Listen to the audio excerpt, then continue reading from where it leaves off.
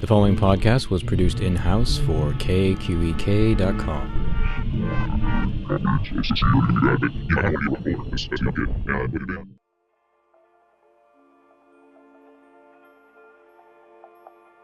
John Murphy has scored about 50 films since entering the film music scene in 1992 with Leon the Pig Farmer, but it's through his prolific association and collaboration with director Danny Boyle that Murphy's unique sound and scoring style has become famous. You may think you've never heard of his work, but you have, and it arguably began with that gorgeous, grim, slow-burning main theme for the zombie virus film 28 Days Later in 2002. Its quiet intro and the layers of sadness, bleakness, and faint hope for humanity is all in that theme, and it's been oft used, oft imitated by other composers as proof a zombie film doesn't need musical chaos. Even Marco Beltrami's own score for World War Z slows down near the end for a variation on Murphy's theme. It's not an appropriation, but an homage to a great piece of music.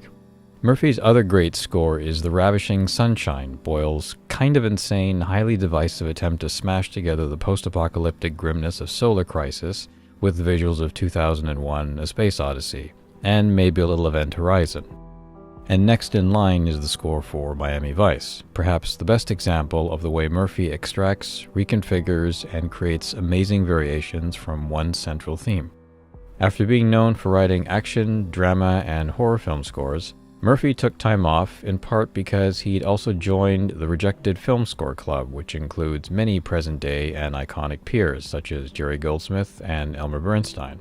Unique to Murphy's situation is he was able to take his themes from the unused score and years later develop them into something faithful to his vision, but more epic in length and sonic scope. Titled Anonymous Rejected Filmscore, the music is available digitally from iTunes and Spotify, and on CD from his own site, tapenoise.com.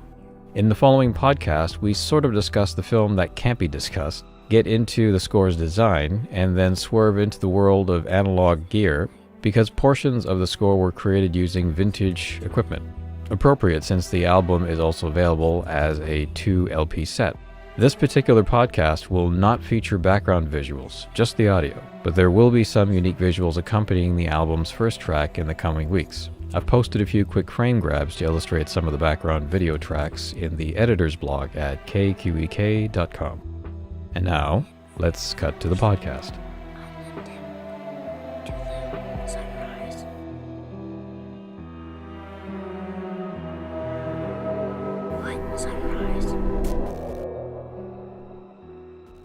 Over his career, Elmer Bernstein has composed several scores which, for an assortment of reasons, were not used by directors and producers. And I think in a conversation with a colleague, he described himself as being one of several members of what he called an exclusive club, as the odds of having one's score rejected over a career are pretty high.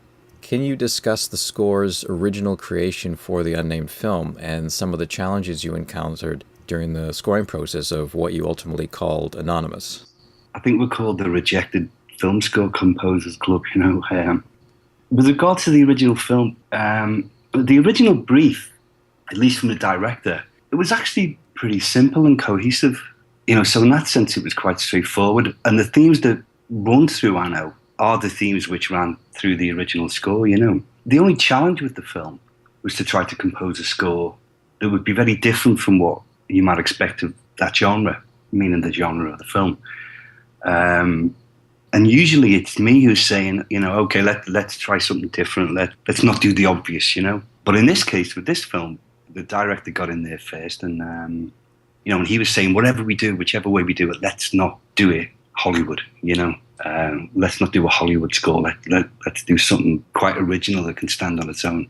And so we started experimenting with things, and we were distorting stuff you would never normally distort, and we were playing stuff backwards and mixing in trip-hop stuff, and it was a lot of fun. I don't usually get to do that kind of stuff on a film score. A lot of times you come onto a movie, and no matter how well the creative meeting has gone, at some point, there's always that danger that the head of the studio will go, okay, that's great, you signed on. Now, listen to this temp score, and this is what we want. So that tends to happen a lot. So suddenly I was on this movie that the director was actually, encouraging me to go for it and do something different. So yeah, the only challenge with the film was just to come up with a different way of composing the score that wasn't necessarily within that genre of the film. Bizarrely enough, it was one of the easiest films to score, ironically. What actually was the original genre of the film? See, if I tell that, then there's enough people kind of trying to guess which film it was, so I've got to be very, very careful because I can't mention it. So let's just say it definitely wasn't a horror film, and it definitely wasn't, an apocalyptic film. Mm-hmm. It was kind of a grown-up film, really. Mm-hmm. Is that enough? Oh, that's fine. After the score was rejected, did you decide to take some time away from film and kind of reassess where you wanted to apply your creative energies, especially after having scored several horror and action films within such a tight time frame? To be honest, I was already committed to other films just after, so I just had to get on with it. There wasn't really time to mull over it, or get down about it. It was just, I had to keep going.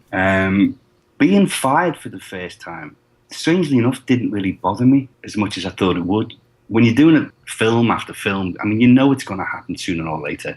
And when you see the quality of the composers that it's happened to, sometimes several times, you realize that, it's not always because you've done a bad job or you're a bad composer. It's just because that score was the wrong fit for whatever the guy that has the final say thinks should be the right fit. It's not always that you've done something shit. It's just sometimes it's just not what they want, So I sort of wasn't really down about that. The only thing that actually bothered me and frustrated me was that for once I actually liked the score. I actually liked what I'd done, and that doesn't really often happen with me. I felt it was, a bit braver and a bit more original than a lot of the scores I'd done. And even though it wasn't what anyone would call a Hollywood-type score, I was convinced that it would have worked if it'd been given a chance. So it was more, I just felt a little sad that the score wasn't going to get a chance. It wasn't being fired from something. It was just, it was just frustrating for me that, this thing that I'd thrown myself into that I actually got to like was sort of stopped in its tracks literally after, 5 or 6 weeks, just as we were about to start really working on it and then start recording it properly. So it was just frustrating more than anything, There was no soul searching or reassessing. I just had to get on with it, just lessons learned. There's a couple of examples where composers have had to sort of redo their scores, and they have to kind of face the challenge of keeping the same themes that clearly did work, but reinterpreting them somehow. One example that comes to mind is Basil Polidorus's Breakdown, which they eventually did release it on CD and in a multi-disc set, and it includes the first version of its score, which is much more robust with the orchestra, and then the final version, which is a lot more threadbare. And it's kind of similar to what happened with Jerry Goldsmith on Alien, where he ended up writing something that was much more rich with the orchestra, but then what he ultimately ended up rescoring was a lot more threadbare as well. And it's kind of interesting when you get that situation where a director says, okay, I like the basic ideas, but I need something that's much more minimalist. And that's got to be a big challenge too, where your original concept has to be heavily scaled back, and you kind of think, well, how do I do that? Well, you're right. It's actually much more difficult to...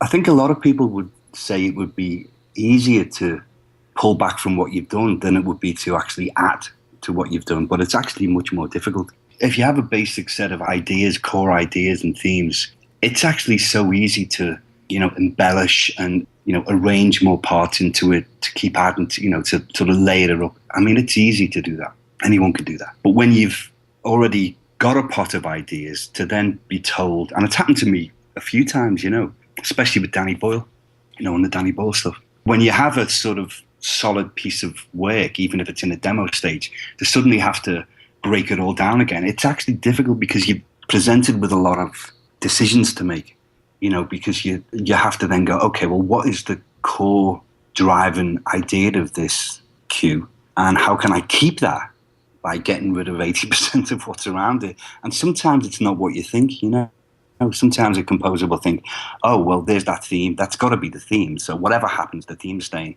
But sometimes it's something else, Sometimes you stumble upon something halfway through that you don't think is that relevant or critical, and that ends up being the thing that is what stays. So it's difficult. Yeah, you've got to really think hard about what you're getting rid of, and you don't want to throw the baby out with the bathwater. So it is difficult to pull things back once you've got something to a certain point. But I know that happens with Danny quite a lot. On 28 Days Later, some of the cues were huge and very layered, and I just kept, I was enjoying it.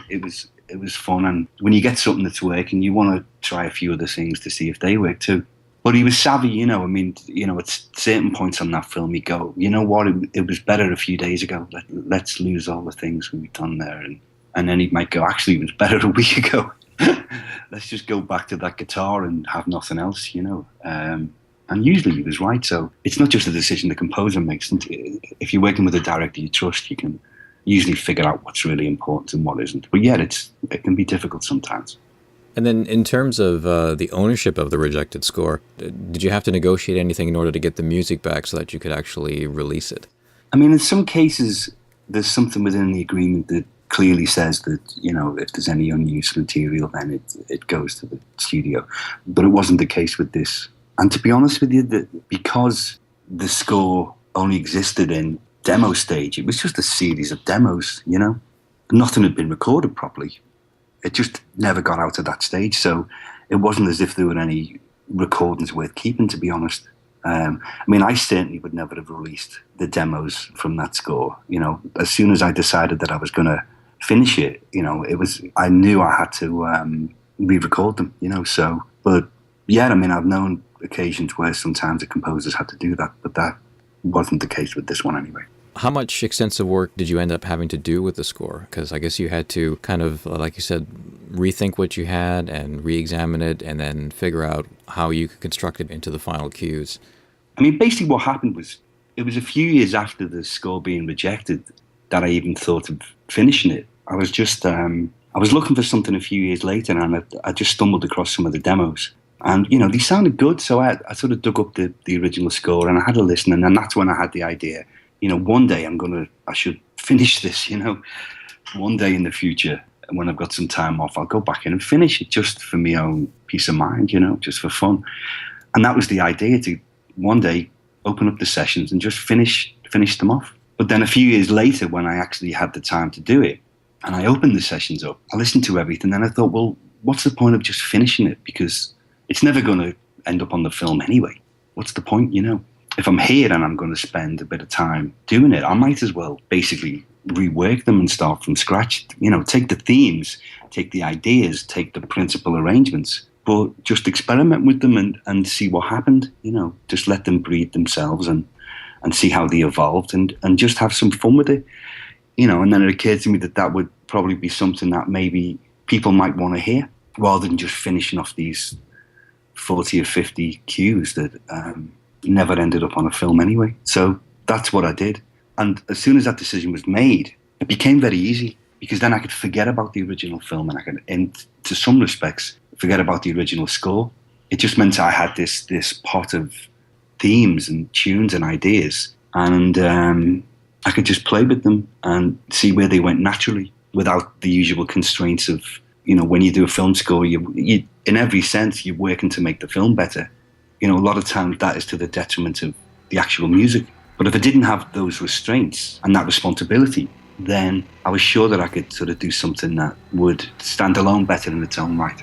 And that's what I did, But it's still the same themes. It's just they each went off on their own little way, and, there was an open road in front of them, and it was easy. And I think they turned out better for it.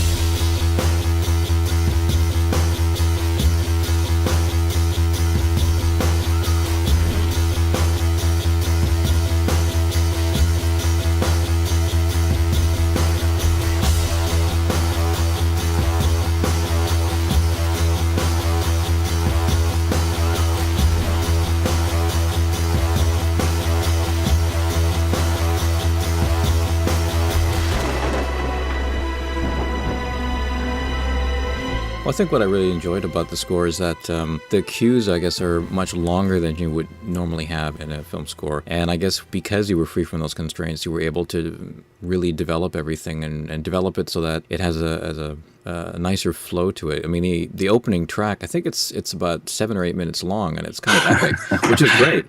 And yeah. I love the fact that it literally goes from a child's voice to heavy distortion and then metallic cymbals, and it's really epic. And I just love the way that it's very gradual, the way that it happens. Well, the funny thing is that original opening was actually quite long anyway. And, you know, with my other stuff, it doesn't take much for me to want to make something longer. I mean, I tend to do a lot of long tracks. But the idea for that opening track was, it originally encompassed a lot of the themes. When it was part of the score, it encompassed some of the themes that were going to reprise and appear and develop later in the film. And when I opened that track up, it sort of still seemed like a good idea. Only instead of just keeping to the 2 or 3 themes that were in the original score in that track, I thought it might be kind of cool to treat it more like a preludio. You know, the way in an opera you will have the little intro, the trailer, where they'll play the audience some of the main themes, and then it goes into the opera, you know. And I thought, well, that's a cool idea. Maybe I'll do this first track like a sort of preludio and drop, sort of treat it as a little trailer for some of the themes to come. So that's one of the reasons why it's that long, but it was already about 4 or 5 minutes anyway, even when it was in the movie. And the other aspect I liked about the cue, and it also reappears throughout the score, is the use of strings. And the way the strings have kind of a pliable quality to it. It's not quite Middle Eastern, but there's a way that they just, a note will just kind of swerve in an upward direction, which I always thought was very nice. I mean, I just love that style, that slurry, legato, Eastern. I've always loved that style. It just feels very loaded to me and very emotional, very lyrical. And it was a very emotional film, and it was a very... I wanted to retain some of that original intensity that was in the film, in the original score, and keep that melodrama, if you like.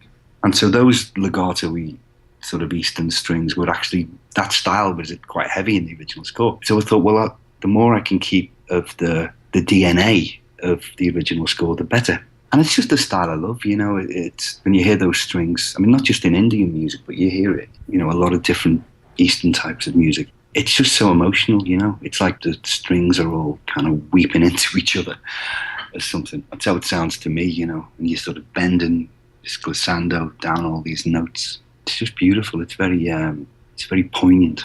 For me also, just the way that they're introduced into certain moments in the cue, they just come at clearly the right time where there's build up, and then they just kind of bring in another emotion. You also see that contrast in a track called Automatic, which is one of my favorites, because it starts off with a heavy amount of distortion, and then you have the strings that come in, and then afterwards you go back to the child's voice. But in regards to Automatic, I just wondered, like, that cue, I guess, has some of the most extreme distortion throughout the score. And I wondered how difficult was it to create that kind of organized chaos without it having to, go too far? I like that organized chaos.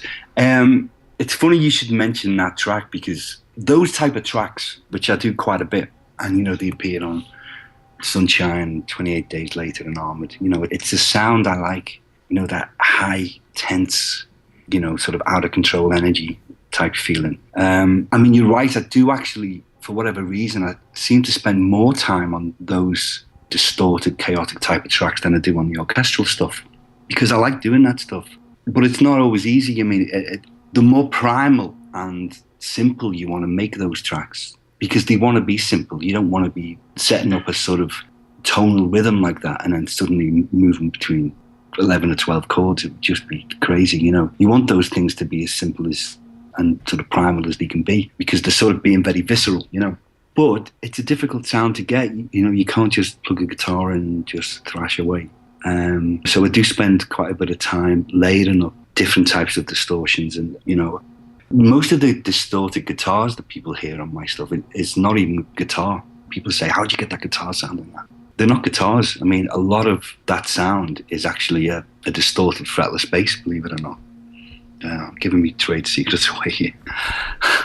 And, what I'll do is I'll sort of record a mono version through one type of distortion, usually a digital distortion, and then I'll track them up and put them in stereo through different amps on either side, so you get that sort of modulating stereo effect. And then I'll maybe use a sort of bass synth and really distort that through something organic, like a sort of through an amplifier, and then bring that back. So I'm kind of layering these different frequencies of distortion up, and it takes time.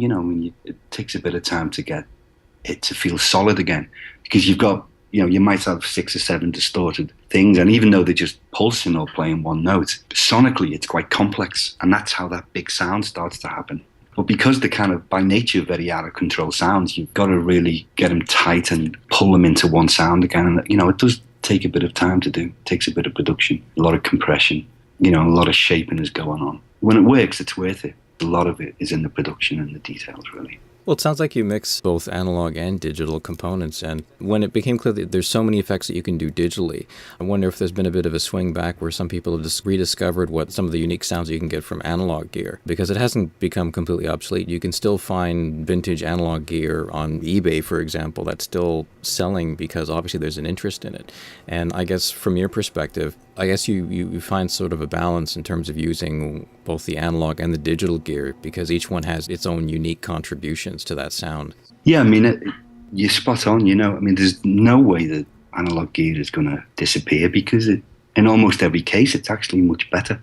On a film, everything happens so quickly, and you're having to maybe write 2 or 3 scenes a day sometimes, and you're having playbacks, and everything is just a roller coaster till the end, that it's very difficult to start experimenting and putting mics up and, recording everything with amps and recording things to tape and sending it back and recording even with analog processors and EQs and compressors. There's just no time. More than anything, there's just no time.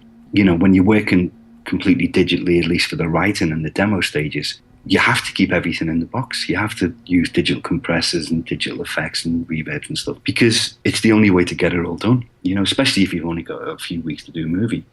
It's the only way you could get through it all. But that didn't apply here, suddenly there was no deadlines, there was no director waiting for me, there was no producer screaming. No one cared. No one cared about it, so it was very liberating. I could take my time, and if we wanted to record something to a tape machine and then send it back, we could do it. In fact, we did that a lot. Some of I think 4 or 5 of the tracks on the album are actually mastered to tape as well.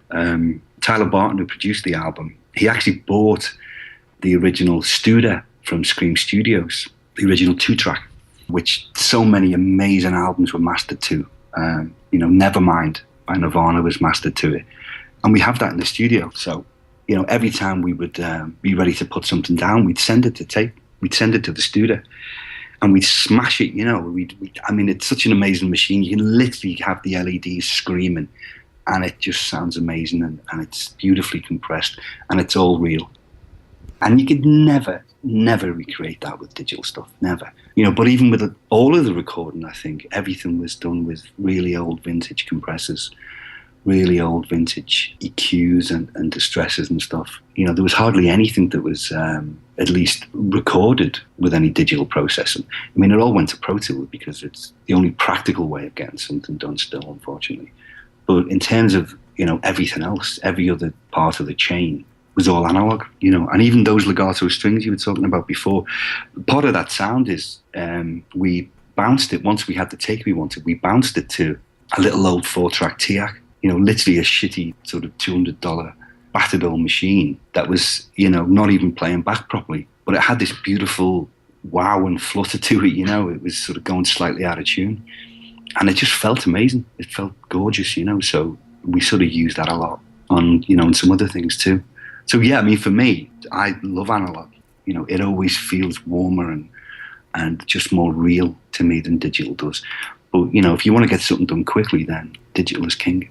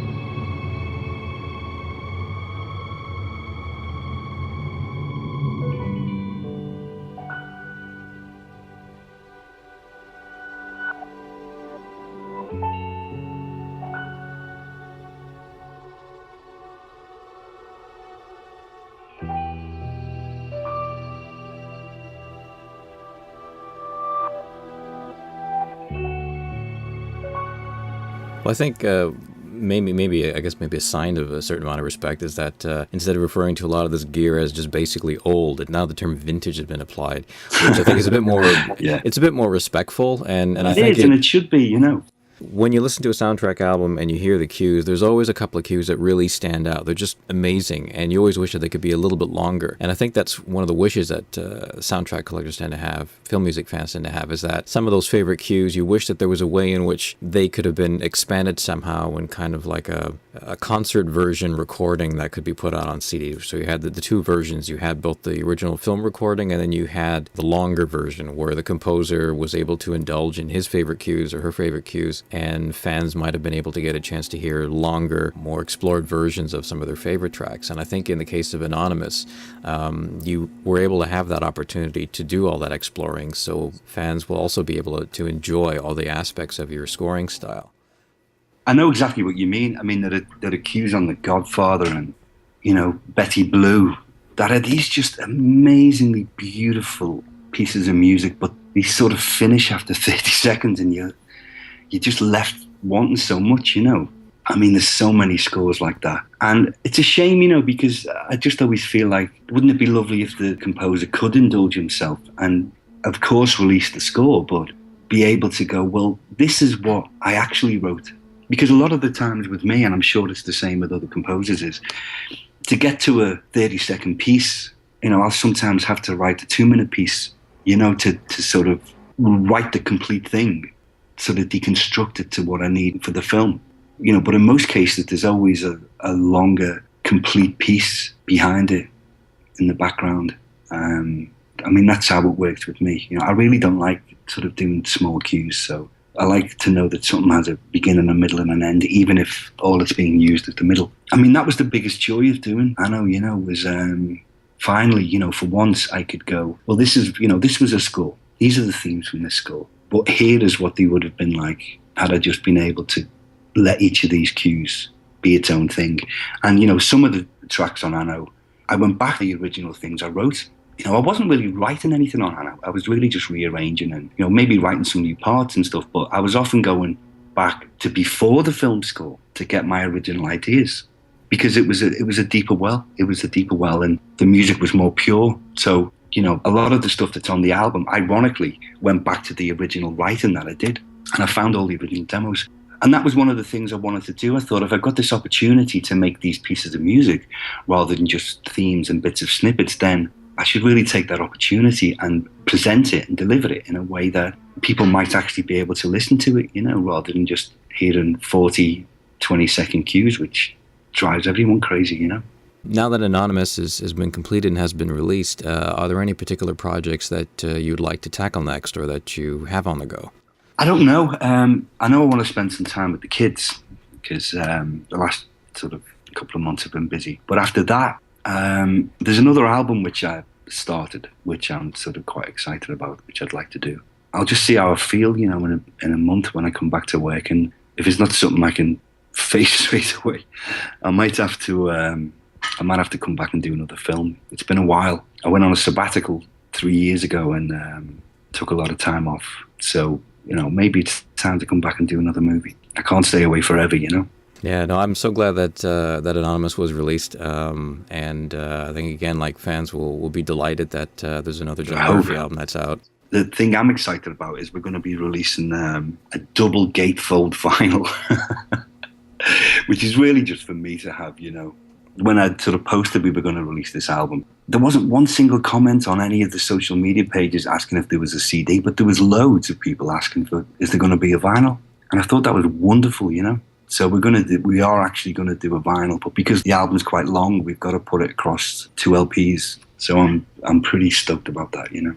It's funny that you mentioned the vinyl because it's had a resurgence, but I guess one aspect that composers and bands have to be, I guess, a bit more vigilant about is that there's the novelty of putting on vinyl, but then there's actually putting it on vinyl so that it actually sounds good. Because I think one of the criticisms that collectors have, and it's certainly one that I've discovered as well, where you buy one of your favorite recordings on vinyl and then you find that it doesn't quite sound right, and then all they ended up doing was they just literally plunked it on vinyl but didn't actually match it to or remix it so that it benefits from it. And for me, one of the key examples is Jerry Goldsmith's Poltergeist, where I know the score very well because it's one of my favorite scores, and I have the original MGM album, there's the Rhino CD, and then there's the Film Score Monthly CD. And when it came out on vinyl, they went to the wrong master, the way I look at it. They went after the Rhino master, where they decided, let's open up the middle, but then they got rid of all the bass. And it just doesn't have that vibrancy, because there's something that happens with the brass that is kind of, it sort of swoops underneath you. And you get that on the old vinyl, and you get a bit of it on the Film Score Monthly CD, but it's not on the Rhino. And it sounds really, really retentive. But it's one of those things where if an album isn't mastered properly for vinyl, then all of that is lost. And there are people that collect vinyl purely for the sake of having it on vinyl and for the beautiful artwork. But there's also the extra thought that has to go into the way that it's mastered so that it can actually be enjoyed the way that vinyl is supposed to be enjoyed. And sometimes that's left off. I mean, you're dead right. You're dead right. I mean, and the bass end especially is notoriously difficult to get onto vinyl. You know, and there are a lot of these companies suddenly popping up. But the people we're going to go to, Rainbow in LA, they've been doing vinyl for years and years and years, and they know how to, they know how to master it for that media. I'll be going down there to listen to it, and we'll do everything we can to make sure we get it sounding as legit as we can, even if it means having the vinyl sounding a little quieter, but sonically keeping the music close to the master. Then I'd do that without hesitating. A lot of the reasons why the bass end gets lost on vinyl is that they're just trying to get it as loud as they can, and you can only do so much with the bass end because of the grooves. I mean, I'm no expert on it, but that's how it's been explained to me. Well, yeah, I mean, we'll get it sounded as good as we can. But at least I'll have something on my shelf, so I won't care. It's more for me, really, Mark, Yeah, and it's also just the neatness, the fact that your music will be available both digitally, on CD, and on vinyl. So it's on all the major media, and it's just kind of cool. Yeah, I think that's only happened once. It's only ever happened with 28 Days Later. So it'll be nice to have a multi-format thing out there for once, It'll be great.